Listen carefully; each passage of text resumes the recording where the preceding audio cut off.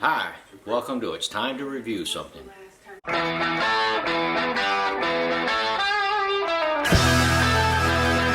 Good morning, or actually it's the afternoon here. Welcome back to It's Time to Review and my hunting channel. I'm going to put them on both because this is important.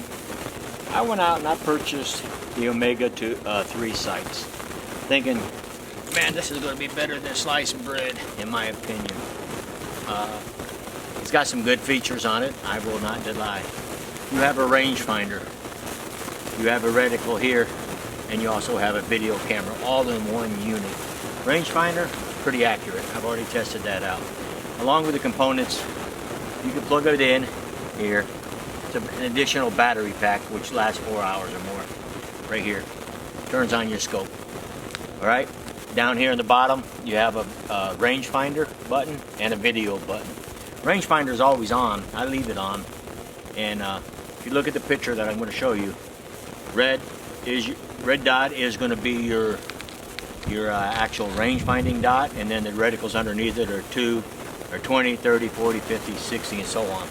Now, what's nice about this, and I will agree with Omega and Mr. Barber, who's the guy who sold this to us when we went to the National Wildlife Turkey Foundation, you can adjust each of the dots. So when I start boar sighting, which I'm going to do here next week or two when the sun comes out and a little nicer. So when you shoot, you hit your target, you can move the dot to the target, and then you can readjust it and make it fine-tuned. So you don't have to sit there and try to move after initial windages in Kentucky. You can move each one of the dots separately, which is a good thing, which is excellent in my opinion. Now shooting it, you got both eyes open. Where you put the dot is where the bolt is supposed to go, okay? I can see the target, and we're going to talk about that in a second, and I can see the reticle here. Now for me, I used the additional optical lens that's supposed to help you magnify this and clear it out. Yes, it works, but it also blocks out some of the range finding information that I found, and no matter what I did or where I put it, it came out to that point right there. So I actually have to sit down here and I'll wear my glasses. So now I can see the reticle's a lot better, and just, you know, I kind of look over, I can still see the deer, and everything seems okay, and I'm happy. Also, up here in the top of the scope, and I'm going to cover the scopes here in a second, I can magnify it, and it's not going to change anything, but it brings the deer closer to my target. The reticles are a little bit easier to see, and bang, you get Bambi off the target. Difference between that is you just have to close one eye, look through the scope, and then you lose a little vision trying to look through the scope. This one here, you can keep both eyes open and actually just kind of aim the crossbow up and down or wherever you want, keeping an eye on the deer if he moves or whatever. And as you move it left and right, so doesn't the range finding, okay? It does time out, and then like I said, it could go down, up and down, and it ranges, and your deer move it a little bit and keep it in target, and you can keep both eyes on the deer and the range at the same time without having to follow the deer and the scope. So it is a valuable tool. I sent this back to Mr. Barber and I will tell you what the issue was with me, and they were very good, somewhat responsive, yes. Problem is, when you look at the picture, and I'm going to show it here, of what they think it's supposed to look like. You got clear reticles, you got a clear vision of the target. Your target downrange is crystal clear. What in reality you get is this, where it's not as clear as you think it is. Now, the video is good, no doubt about that. The range finding is good. But to me, there should be a button on here to adjust the focus of your lens, and regardless of what my eyesight is, if I got a scope, I can adjust that scope to it's crystal clear looking through it, and I can see the deer, I can see my reticles. Here I can see the reticles, I can see the range finding. The deer is not as clear as it should be. I don't care. Hunters don't always have beautiful sunny days to see animals. So, but to be fair with this, and I always like to be fair with my reviews, I'm actually going to go sit in the stand. I can't hunt. It's not hunting season. So I'm actually going to go sit in the stand, and I'm going to sight down there and see what the picture looks like from the stand inside my deer platform, I should say. Other thing about this is, and now this one's been modified, okay? The housing that I got, that actually clips over here, right? And let me put that on real quick for you. Just connect your connectors, right? Now you can put your housing over the top, squeeze it on, and lock it back in place and make sure your lens is there. And then you just hook up your power cord back through the little square, right? Now it does have a dust cover, so if it's raining outside per se. Now I want you to look at this. My connection for my remote control goes in great. It went in perfectly. The other one did not. You needed one of them. So that little hole right here in the front, you're going to have to take a file and you're going to have to hone that out. If you don't hone it out, your remote control is not going to go through this piece of plastic. Did it take a lot? No. It just took maybe 4 or 5 turns of plastic. Took my connector out there, and I'm going to show you this in the video next, okay? And from there. But you do have to modify it. So here I am, I got it on. Yeah, I guess it is a little better, okay? I can see the range, and I can see the deer, and once again, magnify it, and it should be good to go. I think my only heartburn with this thing is the simple fact that I can't see clear, and it ain't my eyes. I can see perfectly with my eyes, and it should have been crystal clear down there inside the vision of the Omega-3 sights. Looking back on it, I should have bought the Omega-2 because I like the crosshair differences better, but you cannot adjust your crosshairs. You know what I'm saying? These dots I can adjust to my target once I start bore sighting it here in a week or so, and I'm going to have you follow along with me on this as well. You can move each and any dot independently. So what I'm going to do is I got the rangefinder on the target. That's going to be my 20 yard. I'm actually going to put my 20 yard dot on top of that range red dot inside the scope, and then I'll move my 30 behind it and the 40, and I'm not going to go over 40 because anything over 40 yards my wife will not shoot, and I might try for 50.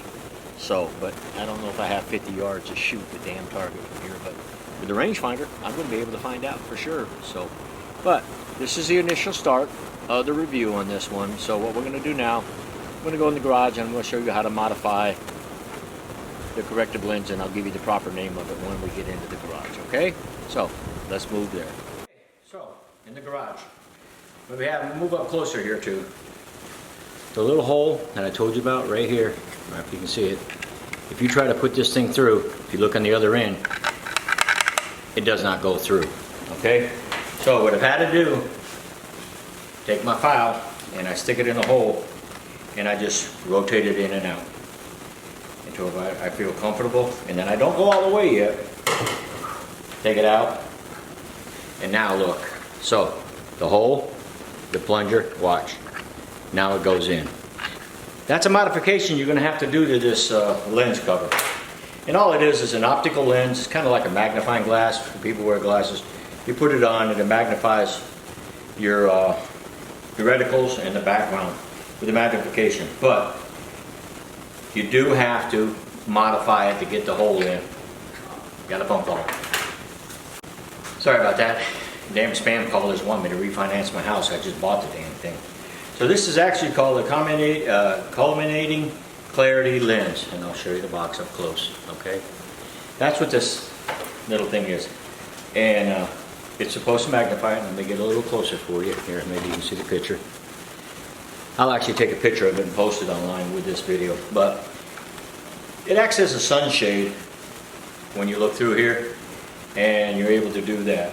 Now, the actual sunscreen, that's this little piece right here that comes with it. You put it over the lens and it blocks the sun from the other side. You got the hole once again for the remote control, and look, this one goes through, not a problem. Mounting it, you need to have, they gave you these little circle things in the package. It's like Velcro. Stick it on, fold it, and it's supposed to hold it in place. A lot of people tell me it doesn't work in place. Second thing is, there's no square on this thing for the initial battery pack. Okay? These things do take little batteries, and we're going to cover them here in a second. But you cannot hook the battery pack with the sunscreen. That is the downfall of this one. And like I said, learning as I go. And I just wanted to touch bases with you. Here's the remote, like I told you earlier. You just Velcro it to your bow, hook it in there. So this is the wife's. I haven't hooked hers up yet because she's getting ready for turkey season. And you all know that I'm suspended for hunting this year, so I'm not going to be able to use them until next season. But I want to touch bases on everything that I can with this Omega sights. It is a game changer. I watched Whitetail Frenzies. I saw the guy shoot it. I seen the guy hold it back, and you just hold the dot on your target, pull the trigger, and it's there. You don't even have to hold the crossbow up to your face. You just kind of wing it. And they do make these for the compound bows. This particular unit that I got, I can also mount it to my rifle. So if the wife doesn't like this, and she just wants to stick with a conventional scope, I'll mount one on my crossbow and I'll mount one on my rifle.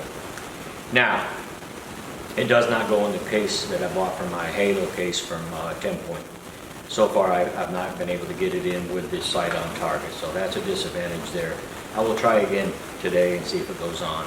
So the case that I bought to carry my crossbow in, with the Omega sight, it doesn't look like it's going to hold, but we're going to verify that here shortly. So that's the modification portion that you have to do to the clarity lens for you, okay?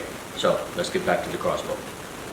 All right, I'm going to say I stand corrected in a lot of aspects. This is my Halo bag. We talked about that from 10 Point. I was kind of concerned about it, but let me show you. Open it up. There you have it. The Omega scope sits in there perfectly without disturbing it or the battery pack. So, let me show you what they get. Here, I'm going to lay this stuff out a little bit and be nice here. So, when you get the box, let me show you that here. I'm going to show you the picture anyway. That's the box you get, alright? And I expected that picture right there to be the same, where I could see clearly. And that was my heartburn with the whole setup. So, they give you these little batteries, lithium batteries. They're CR123 alphas. You get 2 of them per box that you get with the scope, okay? They sit in here in this little hole. You get the actual scope, right? You're gonna get the tools that you need right here. I'll show you a little closer. Those are those little rings that you're gonna put on your sunscreen if you choose to use it, okay? On top of that, I actually got another one with the battery pack. The remote control comes in the box with the scope. This is separate, by the way, and this special that I had. You get a long cord, which means that you can hook this up straight to your computer, to the camera, and not have to take the card out and download your files, which is good.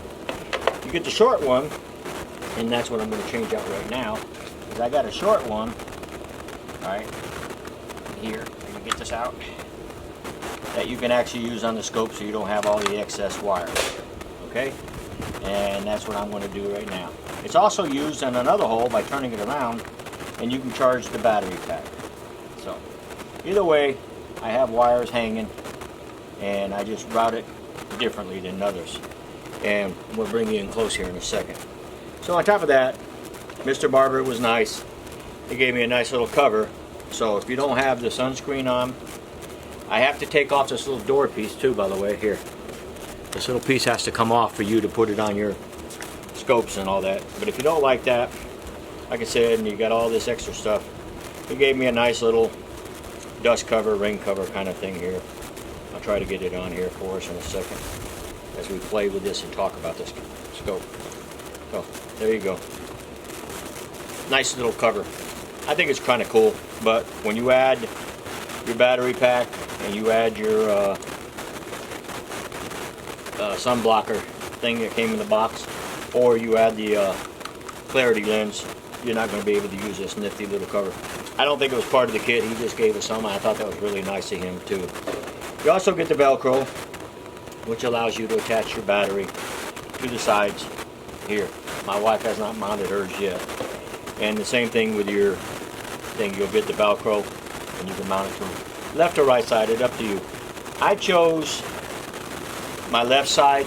Simple fact is I turn on the rangefinder. I hit the video before I do it, and you can use the other finger because my safety is what I use on the right side. I'm right-handed. If you're left-handed, reverse it.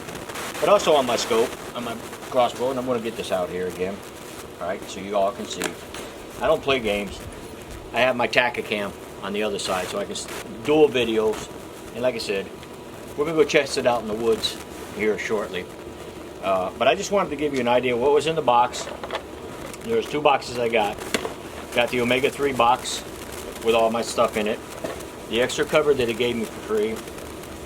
The battery pack, of course. And then, of course, the clarity lens. And we showed you the clarity lens earlier that you have to modify it to get the hole to fit properly. It might be something at the factory. It's nothing really that is a deal breaker. You're just going to have to know that you're going to have to hone it out a little bit. Common sense approach, okay, people? Just common sense. And that's about it until we go out and do some videoing in the woods. And I'm going to do my from the stand, and we'll show you what the thing looks like. I'm going to try to video looking through the here, but that ain't going to work too good. Overall, I'm hoping that this is going to pan out for me, and it's going to be a good weapon in the arsenal.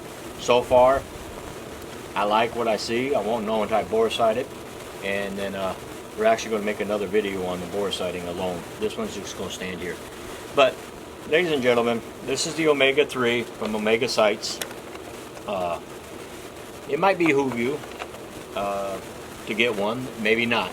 The better part, like I said, the advantage is you ain't got to squint one eye and look through the scope. And then for me, I like to watch my deer at the same time, so I keep both eyes open, just like I would with the peep sight until I got ready to shoot it.